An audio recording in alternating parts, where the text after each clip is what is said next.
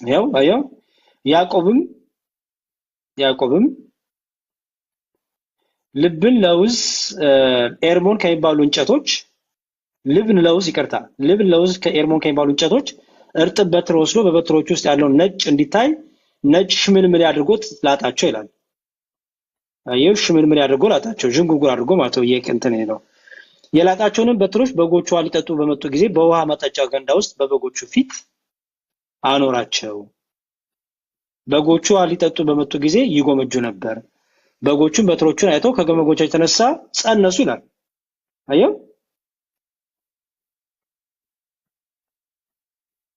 ያው ያን የተዥጎረጎረ ሽምልምል የሆነበት ሽምልምል ማለት ባይዘው የተዥጎረጎረ እንደማለት ነው። እዚህ ጋር ሽምልምል የሚለው አይተው ብቻ ስለጎመጁ ጸነሱ ይላል። አሁን ይሄ የሚደንቅ ነው። ይሄው ገድል ላይ ቢጻፍ ኖሮ ይሄ you think ፕሮቴስታንቶች ይቀበሉታል? አይቀበሉም። ሲጀምር ላለመቀበልም ፍላጎት አላቸው። ኦሬዲ ደፍነውት አለባቸው። ይሄ መጽሐፍ ቅዱስ ላይ ግን ተጽፏል። አሁን አቡ ያደረገው ይሄንን ነው። ጥቅሱን አልጠቀሰም፣ ምዕራፉን እንትን አላለም፣ ያዕቆብን ብሎ አልጀመረም። እቺን ብቻ ነው ኮት ያደረገው። ገባ? የፕሮቴስታንቶቹ ይረዱታል አይረዱትም ምናምን እሱ አይደለም ማተር የሚያደርገው። እግዚአብሔር ድንቅ ስራው እንደገለጠ አሁን እንኳን የሚገርም ይሄን መጽሐፍ እያሳየው አንድ ኮመንት አየው። እንዲያው እንድትታዘብ ፈልጌ ነው። ድንግል ማርያም በ12ኛው ሴንቸሪ በህይወት ነበረች ብላ የጻፈችው ፕሮቴስታንት አለች። አሁን ይኸው ሚራክል እንኳን እየተባለ እየተረዱት አይደለም። የድንግል ማርያም ተአምር ለመታየት ለመገለጥ በአካል መኖር ያስፈልጋታል? አያስፈልጋትም እኮ። አሁን ይሄን አንድ መነኩሴ አንድ ቄስ አንድ ምናምን ሲጻፈው አይደለም። የታመነ በፈረንሳይ ሀገር የታየ ምስክር የሆነ ትምህርት ነው። አየው ሰፊ ነገሮች አሉ። ይሄ መጽሐፍ አለ ይሁን ስክሪንሾት ያረክ እንድታዩ ፈልጌ ነው። ይሄ ደግሞ the new book of Christians martyrs ይላል። እነዚህ ሰማዕትነት የተቀበሉ ከመቼ ጀምሮ ይላል? ከፈርስት ሴንቸሪ እስከ 21ኛው ሴንቸሪ ይላል። አየው እዚህ ውስጥ እነ ጊዮርጊስ አሉ። የሚገርም አሁን ብዙ ፕሮቴስታንቶች ጊዮርጊስን የሆነ መነኩሴ ጻፈው፣ አርሴማን የሆነ መነኩሴ ጻፋት ነው ይመስላቸው። ይሄ ጥላቻ ነው። በቃ ልም ያለ ጥላቻ አለማንበብም። ጥላቻው ሲበዛባቸው ማንበብ ራሱ አይወዱ። አሁን ይሄ አንድ መነኩሴ የጻፈው መጽሐፍ አይደለም። ይሄ ሁሉ ገጽ መቼም አንድ መነኩሴ ቁጭ ብሎ የጻፈው አይደለም፣ ያሳተመው አይደለም። ይሄ ሁሉ ኦኬ ከመጀመሪያው ሴንቸሪ እስከ 21ኛው ሴንቸሪ ድረስ ለክርስቶስ ሲሉ ሰማዕትን የተቀበሉ ሐዋርያትንም ጨምሮ ማለት ነው። ኦኬ ከሐዋርያት በኋላ ያሉትን ጠቅላላ እስከ 21ኛው ሴንቸሪ ድረስ ከዛም በኋላ ያሉት ደግሞ ሌላ ክፍል ሁለት ይኖራል። አሁን እዚህ መጽሐፍ ላይ ስለነ ጊዮርጊስ ታገኛለህ፣ ስለነ አርሴማ ታገኛለህ። ጴንጦቹ ምን የሚሉት አንድ መነኩሴ ጻፈው፣ አንድ የሆነ ሰው ጻፈው፣ አንድ መሪ ምንድነው ደብተራ ጻፈው አይደለም ብዙ ጊዜ አይደል? you think አሁን ይሄ የአንድ ደብተራ ወይም የአንድ መነኩሴ ጽሑፍ ነው? ኧረ አይደለም፣ ይሄ ምስክርነት ነው። ቅድም እንዳልከው በጣም ብዙ ሰፊ ነገሮች ስላሉ አይገስ ማንበቡ ጥሩ ነው። በቃ ቴሌግራምን አስቀምጥልኝና ጠቅላላ ስለ ክርስቶፎረስ የተባለው ቅዱስ ሰማዕት ስለሱ ምልክልሃለሁ። ይሄ ካገኘው በፒዲኤፍ ምልክልሃለሁ፣ ግን አይ ዶንት ቲንክ በፒዲኤፍ አለ አልመሰለኝም። ሌላም ልጠቁምህ ትፈልጋለህ ወይስ ይቅር? እሺ ዳግም ይሄ ደግሞ አለ ይኸውልህ the life of the Virgin Mary የሚል ቴዎቶኮስ የሚል ይሄ ደግሞ የድንግል ማርያም ታሪክ የድንግል ማርያም የህይወት ታሪክ ነው። ኦኬ ይሄው ከምንድነው የተጻፈው መሰለህ? ይሄው ምንድነው የሚለው? viewed and treated within the framework of sacred scriptures ከስክሪፕቸር፣ ሁለተኛ ደግሞ ከሆሊ ትራዲሽን ከቅዱስ ትውፊት፣ ሶስተኛ ከፓስቶሪክ and other ancient writings together with the liturgical and incomparable traditions of the iconographic traditions of the Holy Orthodox Church ይላል። የሚገርም ነገር ድንግል ማርያም የት እንደተወለደች የድንግል ማርያም እናትና አባት ኢያቄምና ሐና እንደሆኑ ድንግል ማርያም ወደ ቤተ መቅደስ እንዴት እንደገባች እኛ በተአምረ ማርያም የምናነሳው በነገረ ማርያም የምናነሳው ሁሉ እዚህ ጋር በስዕል ተቀምጦላል ጭራሽ አየ ሰው ፕሮቴስታንቶችን ስታሳዩት ብለዋል ተረት ይለዋል ይሁን ችግር የለውም ተረት የሚል ሰው ግን ያላነበበ ሰው የማያውቅ ሰው በቃ ሰነፍ የሆነ ሰው አትሊስት እኮ ሰው እንዲው አንብቦ ኦኬ ታሪክ እንዲላል ይላል እኮ ዝም ብለህ ከመሬት ተነስተ ተረት ካልክ አንደኛ ፊደል እንዳልቆጠርክ ያሳያል ማንበብ ራሱ እንደማትችል ያሳያል ምክንያቱም ይሄን ለማንበብ መማር ያስፈልጋል መቼ ፊደል መቁጠር ያስፈልጋል ሁሌም ሲነቅፉበት ያለ ተረት ምናምን ይለዋል ኢትስ ኦኬ ይበሉ እነሱ ይሄ ግን የታመነ ትምህርት ነው የሚገርም ነገር ከአባቶች እንኳን ይጠቅሳል ይኸውልህ እነ ሴንት ኤፍሬም ይጠቅሳል ይኸው እነ ቅዱስ ኤፍሬም ኦኬ ሴንት ኤፍሬም እነ ኔፖቲየስ ከ1134 እስከ 1220 ይሄው ዶክመንት ተደርጎ በላይብረሪም ያለ ነው በዓለም አቀፍ ደረጃ ዶክመንት ነው አሁን ይሄንን ነገረ ማርያምን ስታነብ ፕሮቴስታንቶቹ ይትንሽ ይቀበሏል አይቀበሉም በቃ ስላልተቀበሉ የነሱ አለመቀበል የነሱን አለማንበብ ጥላቻ ወይ ባዶ በቃ የሆነ ድፍን ያለ ነገር ነው እንጂ የምታየው የነሱ አለመቀበል ዓለም አቀፍ ያለችውን ስለ ድንግል ማርያም ክርስቲያኖች የሚያምኑትን ነገር ይቀይራል ፍጹም የሚቀይረው ነገር የለም በቃ እነሱ እንደፈለገ ይበሉት እንደፈለገ ያንቋሹት ግን ይሄ መነኩሴ ጻፈው አይደለም ይሄ አንድ መሪጌታ ጻፈው አይደለም ይሄ ከአባቶች ትምህርት ለዛው ስማቸው የተጠቀሰ እኮ ነው የሚገርም ስማ ለምሳሌ እዚህ ጋር እሺ ለምሳሌ ምን ላሳይ ያው አና ይላል the conception of Anna ድንግል ማለት ሐና እንደጸነሰች ይላል on the following day ያው እዚህ ጋር አየው እዚህ ጋር ማን ይላል እኛ ኢያቄም ነው ማለት ነው ያው እዚህ ጋር ጀክ የሚሉታል brought his offerings to the temple ማን ነው ይሄን የተነገረ ሲባል ሴንት ጆርጅ በ880 ሴንት ጆርጅ ቢሾፕ ኦፍ ኒቆዲሚያ የኒቆዲሚያ ቢሾፕ የነበረ ጳጳስ የነበረ ማን የሚባል ሴንት ጆርጅ ቅዱስ ጆርጅ የሚባል ወይም ዮሐንስ የሚባል ይሄን ነገረን በ880 ፕሮቴስታንት በዚህ ጊዜ ነበር አልነበረም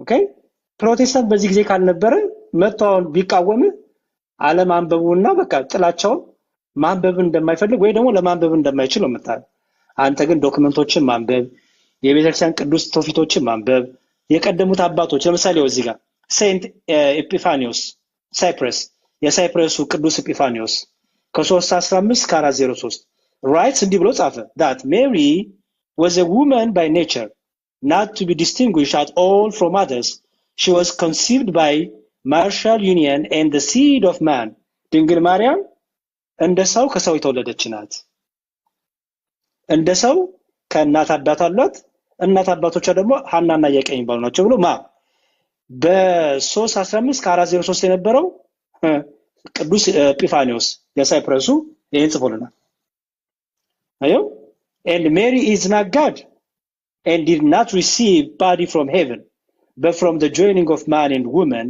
and according to the promise like Isaac she was prepared to take part in the divine economy አዮ ድንግል ማርያም አምላክ አይደለችም አምላክ ናት ከሰማይ ወርዳለች የሚሉ ስላሉ ድንግል ማርያም አምላክ አይደለችም መለኮቴ አይደለችም ይልቁንም ከእናት ከአባት የተወለደች ናት ግንስ እግዚአብሔር ለድንቅ ስራው ደግሞ ምን ያላት ያከበራት የመረጣት ናት ይላል ማ ቅዱስ ኤጲፋኒዮስ ዛሬ ጴንጤ ይሄን መቶ ቅዱስ ኤጲፋኒዮስን ተረት ነው ቢል ጴንጤ ነው ተረት የሚሆነው የሚገመተው የምትታዘበው እንጂ ቅዱስ ኤጲፋኒዮስን አይደለም ኤኒዌይስ እንደዚህ አይነት ዶክመንቶች በጣም ማንበብ ይጠቅማል በደንብ እንድትረዳው ማለት ነው እግዚአብሔር በዘመናት የሰራቸውን በቤተክርስቲያን ታሪክና ስክሪንሾት ካረክ እንግዲህ ተጠቀምባቸው እሺ እና ቴሌግራምን አስቀምጥልኝና በደንብ እናወራለን አስቀምጥላለሁ በነገራችን ላይ ለፕሮቴስታንት መልስ ለመስጠት ምናምን ሳይሆን ያው እንዳልኩ ያው የጠለቀ ዕውቀት እንዲኖረኝ ስለፈለኩኝ ነው እንጂ ፕሮቴስታንት ማለት እንኳን ገድላትና ተአምራትን ሊቀበሉ ይቅርና መጽሐፍ ቅዱስ ላይ የተጻፉትን እያንዳንዱን ነገር ከፋፍሎ የማመንና የመቀበል አዋቢ ስላለባቸው ብዙም የሚያስጨንቅ ነገር አይደለም ምክንያቱም በመንፈስ ቅዱስ ተመርቶ እግዚአብሔር ኃያልነት እዛ ላይ የተጻፉትን ሰዎች እያንዳንዱን ይሄኛውን ይቀበላሉ ይሄኛውን አይወክለኝም እያሉ ከአንድ መጽሐፍ ከተጠረዘ ውስጥ እነሱ ግን የፈለጉትን ያመኑበትን እያወጣ ለሚናገር ፕሮቴስታንት ይህን ያህል የሚያስጨንቅና ቦታም የሚያሰጥ መስሎ አይታየኝም። ምክንያቱም እነሱ ማለት ኦልሞስት ከአንብቦ ከመረዳት ሰምቶ ከመመለስ ይልቅ አንድና አንድ በቃ ውስጣቸው የመጣውን ነገር የመናገር እንጂ አንድን ሰው በዚህ ልክ አስተምሮ እንደዚህ ያደርጋሉ። መጽሐፍ ቅዱስ ይሄኛውን ነገር አምኖ ይቀበላል፣ ይሄኛውን አምኖ አይቀበልም። ስለዚህ ለእንደዚህ አይነት ሰው ብዙም የሚያስጨንቅ አይመስለኝም። አመሰግናለሁ ዲያቆን። እሺ በርታ ወንድሜ፣ በቃ ፎሎ አድርጌሃለሁ እና አስቀምጥልሃለሁ። እሺ ወንድም አለም። እሺ መልካም። አሜን አሜን። ለሁላችንም በቃ ያላችሁ ሰዎች አስተናግድና እንግዲህ እኔ ጋርም ሌሊት ነው፣ ጥያቄ ብቻ አስተናግጄ እወጣለሁ ማለት ነው። እሺ መልካም። እሺ እኔ አንድ ነገር ልምከር። ሚውት አድርጎ የገባችሁ ፕሊስ፣ የገባችሁ ሰዎች ሚውት አድርጎ አንዴ። እሺ ሚውት አድርጉልኝ። ለፕሮቴስታንቶች አንድ መልእክት አስተላልፍ። የመጀመሪያው ማስተላለፈው መልእክት እናንተ ተረት አላችሁ እናንተ አላላችሁ በቤተ ክርስቲያን የታመነው ትምህርት አይቀየርም። ጥንት የነበረውን ዶክመንት እያመጣ ስናሳያችሁ ያለ ማንበባችሁን ችግር ለመደበቅ ወይ ሳትማሩ ቀርታችሁ ፊደል መቁጠር አቅቷችሁ እንግሊዝኛ ማንበብ አቅቷችሁ ዶክመንቶችን ማገላበጥ አቅቷችሁ ከሆነ አቅቶ ነው። ያቺን ለመሸፈን ግን ዝም ብለህ መተህ ተረት ካልክ አያስኬድም። አትሊስት እንደው የአባትን የሉተርን ታሪክ አጥና እስቲ። እንደው የአባትን የካልቪንን ታሪክ አጥና፣ የአባትን የዝዊንግልን ታሪክ አጥና። እኛ እኮ እያጠናን ነው። ኦኬ የሉተርን ታሪክ እያጠናን ነው። እንዴት ነበረ? ወደ ኋላ ሄደን እኮ ታሪክ እናጠናለን። ያንንም ስነግራችሁ ተረት ትላላችሁ። የራሳችሁ የአባቶቻችሁን ታሪክ ስነግራችሁ፣ እሺ ደግሞ የቤተክርስቲያን ታሪክ እሱንም ተረት ትላላችሁ። ምንድነው የሚሻላችሁ? ይሄ እኮ የሚያሳየው አንደኛ ልባችሁ በቃ የሆነ ጥላቻ ውስጥ ገብቷል። ኦኬ ጥላቻ ውስጥ ገብቷል ልባችሁ። ሁለተኛ ደግሞ ወይ ደግሞ ማንበብ አትፈልጉም። በቃ ፈጽሞ ማንበብ አትፈልጉ ወይ ማንበብ አትችሉ። አይ ቲንክ እንደዛ ነው ሰይካ ወይ እኔ እንደዛ ነው የምረዳው። ባይዘው ወይ ማንበብ አትፈልጉም ወይ ማንበብ አትችሉ። መቀበል ተቀበሉ እኮ ያለ የለም። አትሊስት ግን ታሪክ ምን ይላል? እኔ አሁን ለምሳሌ የሉተርን ትምህርት አልቀበልም፣ የዝዊንግሊን ትምህርት አልቀበልም። ምን ይሰራልኛል? ግን ታሪክ ምን ይላል ብዬ ሚውት አድርጓ እንደገባችሁ ፕሊዝ። ታሪክ ምን ይላል ብዬ ግን አነባለሁ። ምክንያቱም ታሪክ ማወቅ ስለምፈልግ። ኦኬ ሳወራ በእውቀት እንዳወራ ሳወራ ከሰዎች ጋር ለምሳሌ በደንብ ያጠና ፕሮቴስታንት ቢያጋጥመኝ ተረት አልለው። ለምንድን ነው የምለው ተረት የምለው? እንዲሁም ከሱ ቀንቼ በደንብ ማንበብ ነው ያለብኝ። ተረት ካልኩት መደበቅ ፈልጊያለሁ ማለት ነው። አላዋቂ መሆኔን መሸወር ፈልጊያለሁ ማለት ነው። አላዋቂ መሆኔን እንዳላወቅኩ ጸጥ ብዬ ዝም ብዬ በስድብ ተረት ምናምን የሆነ ነገር እያልኩ በቃ ዝም ብዬ ሙድ መያዝ በጣም ጭንቅላቴ ባዶ እንደሆነ ጭራሽ አስፎግራለሁ። ተቀበሉ ያላችሁ ማንም ግን እንደው ታሪክ የምናወራውን እስቲ አንብቡ። ወደ ኋላ ሄዱ። የግንቦት አንድ ዕለት ባለፈው የድንግል ማርያምን ልደት ስናከብር ፕሮቴስታንቶች ቤት ከፍተው ኦርቶዶክስ ናት ሐናና ኢያቄም ያለችው እንጂ የድንግል ማርያም አባትና እናት ሐናና ኢያቄም አይደሉም ማለት አንድ ጴንጤ። እሺ ንገረን፣ ማን ምን ብሎ ይንገራቸው? በቃ እኔ ብቻ ማቆ ግን ሐናና ኢያቄም አይደሉም። እሺ ማን ናቸው? ጸጥ። ብቻ ሐናና ኢያቄም ብላ ያወጣችሁ በኦርቶዶክስ ናት። እነሱ እንደሆነ ስም ማውጣት አይሰለቻቸው። እሺ አንተ ንገረን፣ ጸጥ። ይሄ በጣም በቃ እንትን ነው እውነት። በእኔ አሮ ነው እኔ እኮ ያሳፍራል ባይዘው። ለዚያም በዚህ ጊዜ ሰዎች አንባቢ በሆነበት ጊዜ ሰዎች ታሪክን በሚያገላብጡበት ጊዜ እንዴ አንተ መታ አለ እንደማታነብ መጽሐፍት ጋር ደርሰ እንደማታቅ ታስወግራለህ ራስን።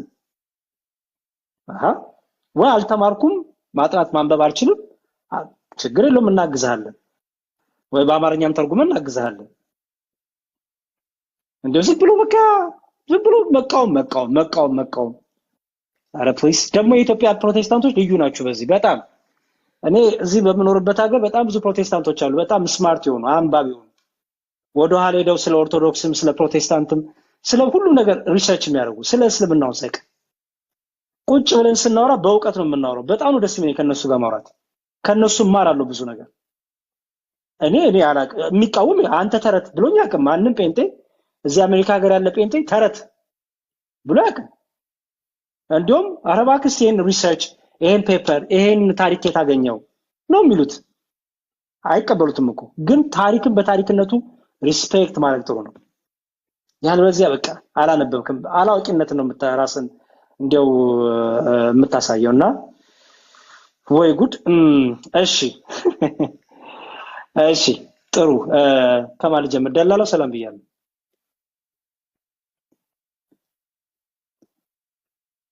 ደላላው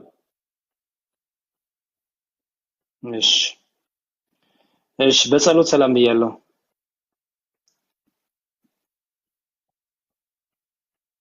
በጸሎት 1 በጸሎት 2 በጸሎት 3 እሺ ሰላም እግዚአብሔር ካንቺ ጋር ይሁን የፎይን ፕሮፋይል ፒክቸር ያደረጋችሁ እሺ ሰላም እግዚአብሔር ይመስገን ሰላም አለ እግዚአብሔር ይመስገን ቅድም እህታችን ስታነሳበት የነበረው ጥያቄ ነበር ኦኬ ዮናታን ይባላል እሺ ወንድሜ ችግር የለውም ከቤተ እምነት ነህ ኦርቶዶክስ ነኝ እሺ ምን ልታዘዝ እሺ ቅድም እህታችን ስታነሳው የነበረው የነገረ ክርስቶስ ትምህርት ነበርና እዛ ላይ ትንሽ ጥያቄ ነበረኝ እሺ ምን ነበር እሺ እና እሺ ልክ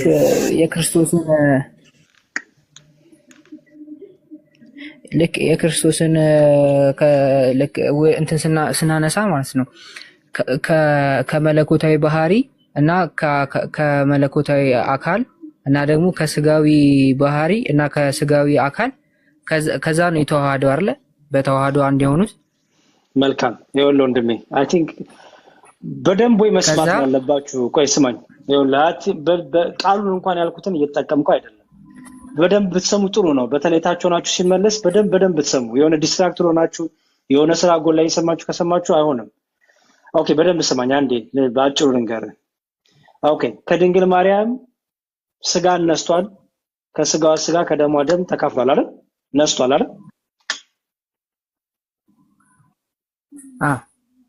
በጣም ጥሩ አኬ ዋኑ እንዲያየውት አኬ ለሳበቁ አኬ ታላቅ ወንድም ከመጣ ጥቂት ደግሞ ሰላይ በለንና አኬ ለሳብ እስቲ አኬ ጓ ገብቶ ሰላይ በላችሁ አኬ ታላቅ ወንድም ሲመጣ አኬን አራኬቶ ተቀበል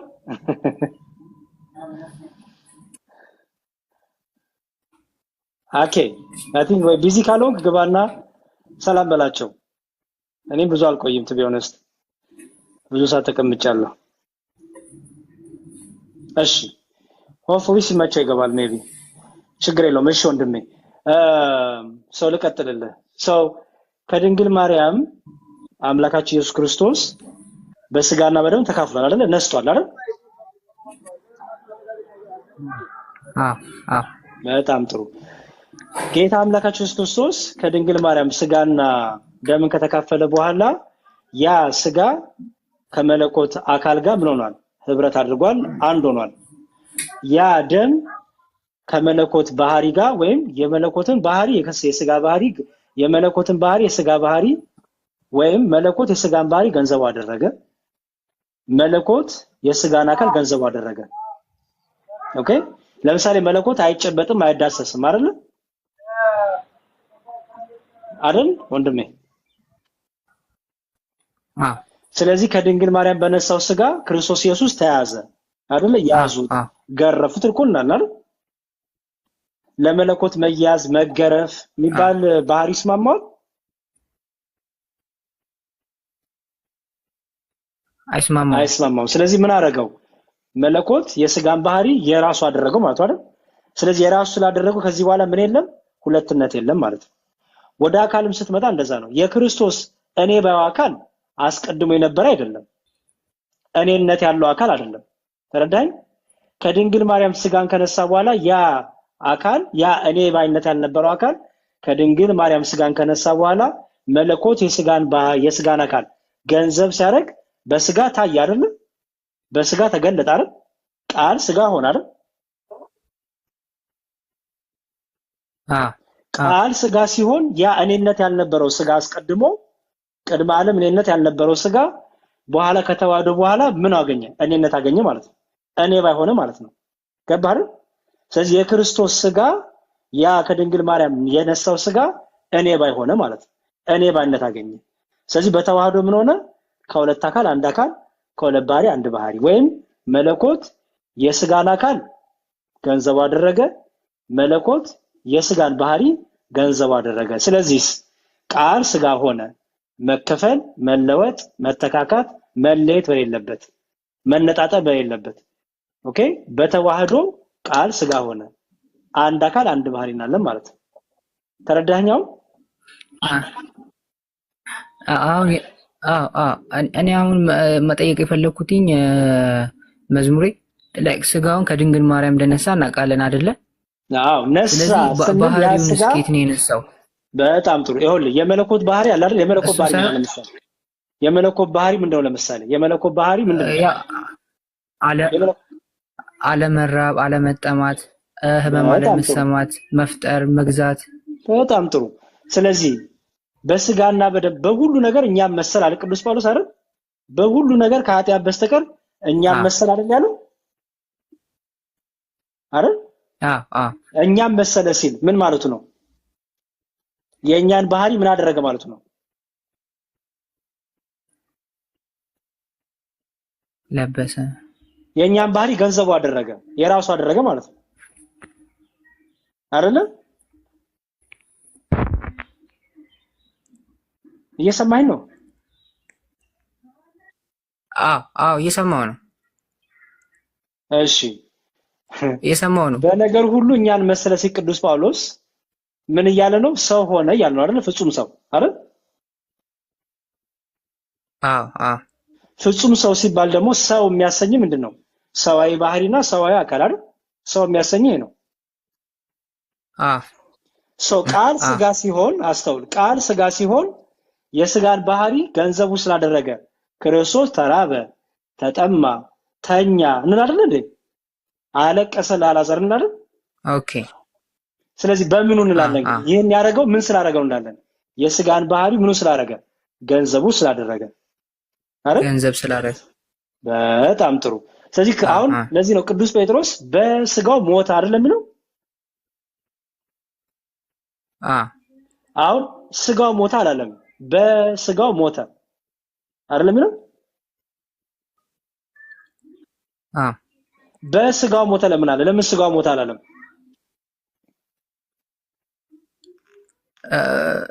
በለምን ተጨመረች? ምክንያቱም አምላካዊ ባህሪ የሚሞት አይደለም።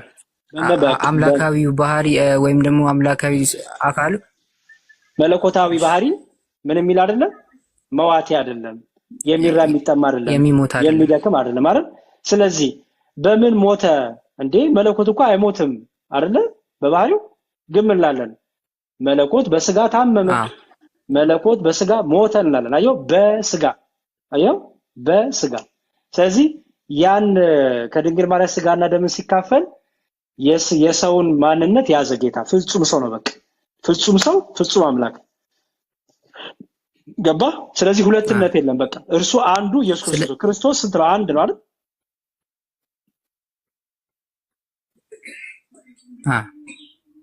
ስለዚህ በስጋው እያልን ፍጹም ሰውነቱን ፍጹም ሰው መሆኑን የሰውን አካል ማድረጉን የሰውን ባህሪ ማድረጉን ገንዘብ ማድረጉን መለኮት ነው የምናየው ማለት ነው። ስለዚህ ከድንግል ማርያም ስጋ ነሳ ስንል የስጋውንም ባህሪ አንድ ላይ ነው የሚነሳው ማለት ነው አይደለ? አዎ ሰው ሆነ እኮ ነው። በቃ ቃል ስጋ ሆነ አይደለም የሚለው አይደል? ቃል ስጋ ሆነ። በቃ ቃል ስጋ ሆነ ካልን ቃል አካላዊ ቃል አለ፣ ከዛ ስጋ አለ። ስጋ ደግሞ ስጋዊ ማንነት ስጋዊ አካል ነው አይደል? ስጋዊ ባህሪ። ስለዚህ ቃል ስጋ ሆነ ስንል በቃ ሰው ሆነ ማለት ነው። ፍጹም ሰው ሆነ ማለት ነው። ፍጹም ሰው ደግሞ ሰው ስንል ምን አለው? አንድ ሰው አካላዊ ነው እንዳለው ምንድነው? ሰዋዊ ባህሪ አለው። ምክንያቱም ሰው ሆኖ አካል ያልሆነና ባህሪ የሌለው የለም ማለት በቃ ስለዚህ ሰው ሆነ እያለ ነው ማለት ነው። መለኮት ሰውነትን ገንዘቡ አደረገ። እግዚአብሔር ሰው ሆነ፣ አምላክ ሰው ሆነ ነው የምናየው።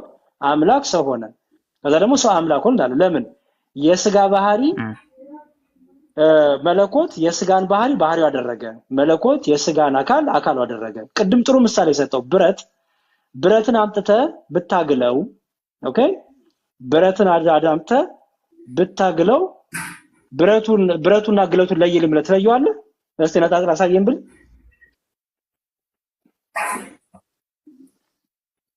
አይ አላሳየም። አታሳየኝ አይደለ? ግን ብረትነቱም እኮ አለ አይደል? ብረትነቱን ለቋል አለቀቀም። አየህ፣ ብረት የግለቱን ባህሪው አደረገ አይደል? ኦኬ፣ ግለቱ ደግሞ የብረቱን ባህሪው አላደረገ። ግለቱ የብረቱን አካል አልያዘም አርጓል። ይዟል። ለምሳሌ ግለቱ 4 ማዕዘን ብረት ከሆነ ልክ ግለቱ በዛው ሲገባ የብረቱን ነገር ይዟል አይደል? የብረቱን ባህሪ የብረቱን አካል ይዟል አይደል? እንደማትነጥለው ወይም የብረቱን ቅርጽ ይዞ ይቀመጣል ማለት በቃ እንደማትነጥለው ማለት ነው። አሁን ለተዋህዶ ሌላ ደግሞ ጥሩ ማስረጃ መሰለ። ቁጥቋጦ በሲና የነበረቻቸው ቁጥቋጦ ሙሴ ያያት ትዝ ይላል? እኔ እንጃ ማስታወስ አይመስልኝም። እሺ፣ ቁጥቋጦ ላይ እሳት ይነድ ነበረ አይደል? ኦኬ፣ ቁጥቋጦ ላይ እሳት ይነድ ነበረ እና እሳቱ ቁጥቋጦን አልበላውም፣ አቃጥሎታል፣ አላቃጠለውም። ሙሴ ሲጠጋ ነበልባሉ በቁጥቋጦ ላይ አለ። ቁጥቋጦ ላይ እኮ ይነዳል ነበልባሉ ግን ቁጥቋጦን አላቃጠለውም፣ አላጠፋውም። አየህ፣ ነበልባሉ ቁጥቋጦም አንድ ላይ ሆነው ነበልባሉም ይታያል፣ ቁጥቋጦም ይታያል። ኦኬ፣ ቁጥቋጦ ነበልባሉን አላጠፋውም፣ ነበልባሉ ቁጥቋጦን አላጠፋውም። ተጠባብቀው ግን ነበሩ። አየው፣ በቃ ልክ ክርስቶስም መለኮትም የሰው ከተዋህዶ በኋላ ማለት ነው። በጣም ብዙ ልክ ክርስቶስ ወይም መለኮት የስጋን ባህሪው ካደረገ በኋላ የስጋን አካል ካደረገ በኋላ መጠፋፋት፣ መቀየር፣ መከፋፈል የሚባል ነገር የለም። ቅድም ጥሩ ምሳሌ ሰጠው። ለምሳሌ በቃና ዘገሊላ በሰርግ ቤት የተገኘው ማን ነው? ስጋ ነው ወይስ መለኮት ብለህ ተካፍሏል? ክርስቶስ አንዱ ክርስቶስ። አየው አልከው በቃ እሺ፣ ውሃን ወደ ወይን ጠጅ የቀየረው ማን ነው ብለህ ማን ነው የምትለኛው? ነው ክርስቶስ። አየው፣ አይ መለኮት የናረገ ወይ ስጋ ነው የናረገ ትለኝ። በመስቀል የተሰቀለው ማን ነው ብለህ ምንድነው የምትለኝ? ክርስቶስ አምላክ በስጋ አይደለ? ክርስቶስ እንዴት ስትባል አምላክ በስጋ ትላለህ። በቃ እኛ ሲጀመር ይሆንልን ይሄ የሚያቅተው አምላክ የለንም። እሱ ነው የሚሳነው አምላክ የለንም።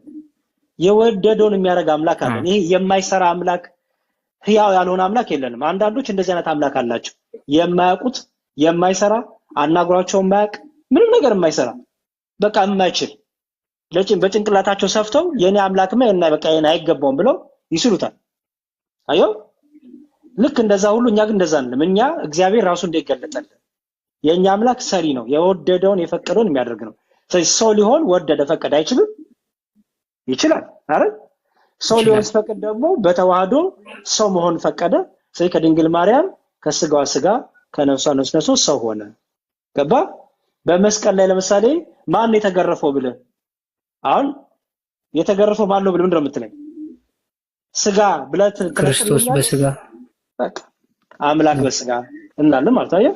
ማን ሞተ ብንል አሁንም አምላክ በስጋ ቅዱስ ጳውሎስ እንደነበ በምትለው ሁሌም ተዋህዶ ነው የምታሳያት ማለት ነው። ስለዚህ መከፈል መለወጥ የለም። አንድ ባህሪ አንድ አካል እናምናለን ማለት ነው። አንድ ጥያቄ ልጨምር መዝሙሬ። እሺ፣ ልክ መጽሐፍ ቅዱስ ላይ ካየ መጀመሪያ ላይክ አብ ክርስቶስ እንዳስነሳው ይነግረናል። ሁለተኛ ደግሞ ክርስቶስ ራሱን እንዳስነሳው ይነግረናል። እና ደግሞ መንፈስ ቅዱስ ደግሞ ክርስቶስ እንዳስነሳ ይነግረናል አይደለ? አዎ። እና ሶስቱንም ሲያስረዳ ክርስቶስ እኔ ራሴ ያስነሳው ይላል። አብም ሲሆን ደግሞ እኔ ያስነሳው ይላል። መንፈስ ቅዱስም ልክ እንደዛው። እና ይሄንን እንዴት ነው የምናስታርቀው የሚል ጥያቄ ነበረኝ። ማለት በራሱ ማስነሳ ከቻለ አንዲት ስልጣን ስለ አንዲት ስልጣን የሚወራው አየህ፣ አንዲት ስልጣን አለ ማለት ነው። አየህ፣ ስለዚህ ለክርስቶስ ሲነገር ለአብም ለመንፈስ ቅዱስ ነው የሚነገረው ማለት ነው። ለምሳሌ አሁን ቤዛነትን ስንናገር ለክርስቶስ ብቻ ትናገራለህ። ምክንያቱም ሰው